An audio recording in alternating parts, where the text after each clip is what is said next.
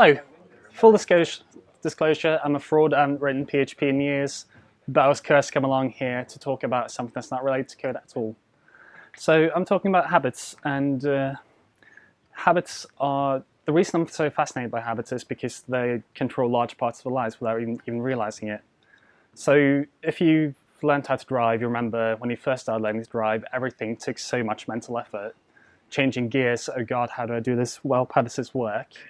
And then, of course, simple things take up all your brain power, leaving you little time to do fairly important things such as look at the traffic, find out what the speed limit is, don't crash the bloody car, things like that.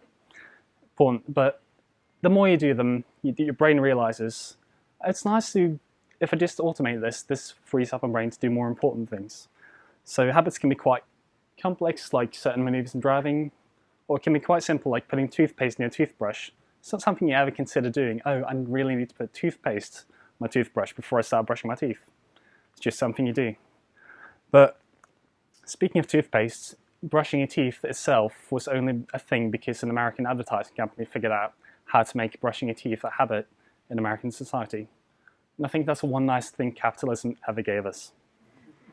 So what powers habits is a so-called habit loop. So you see some kind of cue of any form. It could be a time of day, it could be an emotion, it could be a sound, it could be you're around certain people, it could be something you did before that, which tells your brain, I need to do this thing. And if your brain decides this is valuable, I need to automate this, it gets some kind of reward for it. Now, a reward's not really obvious. It's not like the universal god of the universe comes down and descends on you and gives you a medal for brushing your teeth correctly. It's just, there has to be some form of benefit for your brain to automate this. It could be social approval, fiscal sensation, positive emotions, or just having to think less. So if you want to start a new habit, there are two things you can influence. There's the cue and there's a reward. The action itself is it's just the habit. So say for example, it's a new year, I need to get fit, I'm going to start running.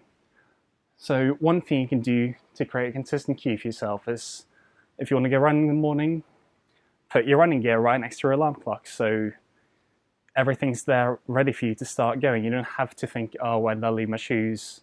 Too much effort, I'm going to go back to bed. Everything you need is right there. If you design cues for yourself that integrate with your daily life, it reduces the amount of thinking you have to do, which is what we're trying to do in the first place. I saw a great talk in 2015 by the designer Alison House, who wanted to learn how to do 3D modeling. And she got really good really fast. And she said one of the reasons she was able to improve so quickly was because she made practicing a habit. She did it every single day. After she came home from work, she ate dinner, then walked the dog, and as soon as she put the lead out, that basically it.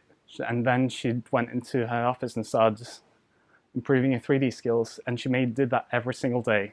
Made a habit out of it. And it can be quite powerful. So what really makes a habit is when your brain starts to expect the reward before you actually receive the reward. And that can take weeks. It can take quite a while for your brain to do that. But before that happens, you can reward yourself. So for example, after you come back for a run, you can reward yourself with a square chocolate or whatever. And eventually, brains are stupid animals. And you'll eventually go, ooh, running, I can go eat chocolate. Running is nice, I should go running more often. And eventually, you can kind of taper that off as your brain gets the more intrinsic rewards from running. So, there's a thing called the runner's high, which basically, when you go running, it releases loads of endorphins. It's called the runner's high for a good reason, but if one run was enough for everyone to get addicted to running, you'd see a lot more runners out there.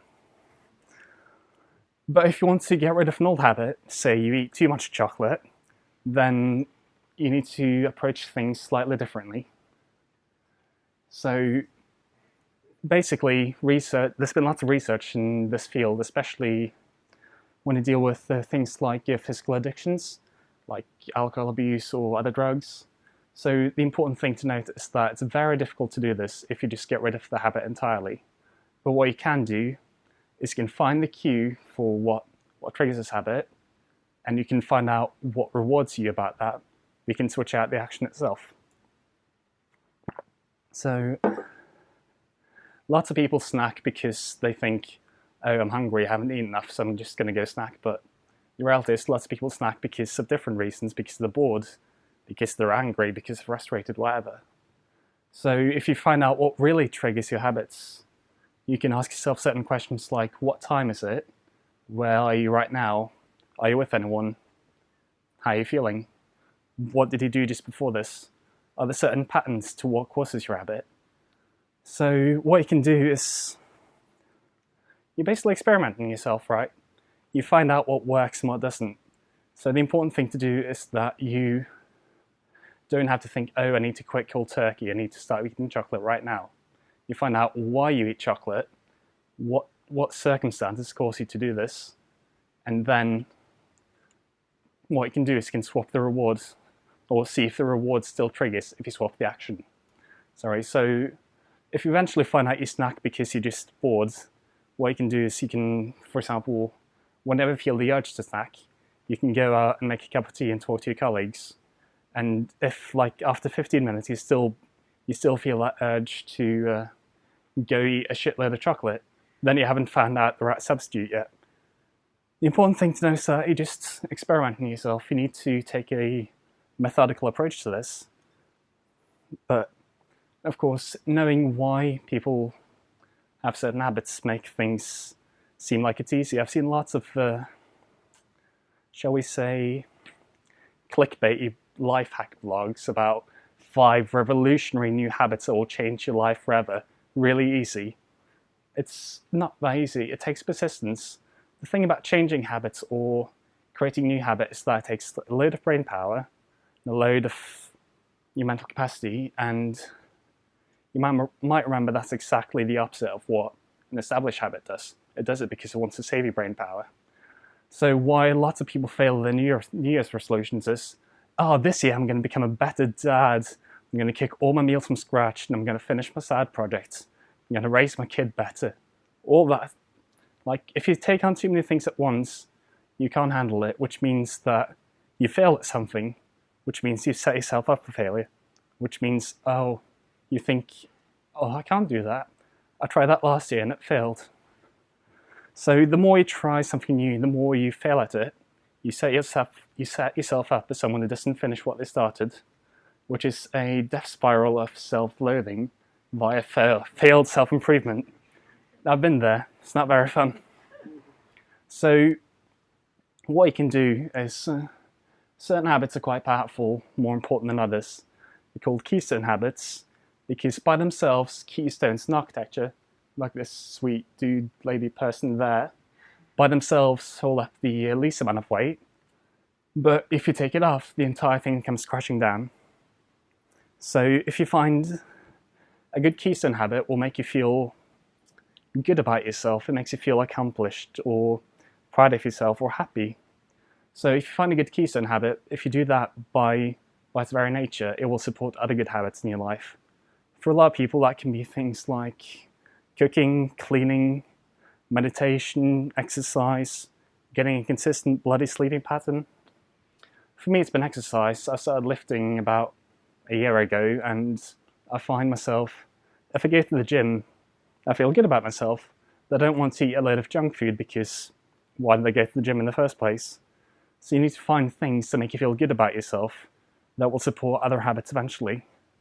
So if you start off with finding a good keystone habit, you can start off with that, and then once that's established, further down the line, you can start becoming a good dad or cooking from scratch or whatever, but you're more likely to succeed if you just tackle one thing at a time. Sorry, I've completely rushed through this, but in summary, habits are powered by the habit loop. A cue, you see a cue, you do something because of that, your brain gets some kind of reward for it. So to create a habit, it helps if you design a good cue and help supplement that with a reward. If you want to get rid of a habit, it's much easier if you don't just try to quit cold turkey, but if you find out the cue for the habit and the reward, what you really get from it, and you can swap out the action. For habits to stick, your brain needs to anticipate the reward before it actually gets it, which can take weeks or even months. So don't feel discouraged if you tried for a week to exercise and it just goes completely to shit. That's normal. It can take ages, so stick with it. If you're interested and want to learn more about this in a non-rush presentation that's actually well thought through, this book has been very useful and it's basically the source of most of my talk. I really recommend it. So, in conclusion, if you treat yourself as both the scientist and the lab rat, just running an experiment in your own life, it's a good way to think about things. So if you start controlling the environment better, you might reap the rewards. Thank you.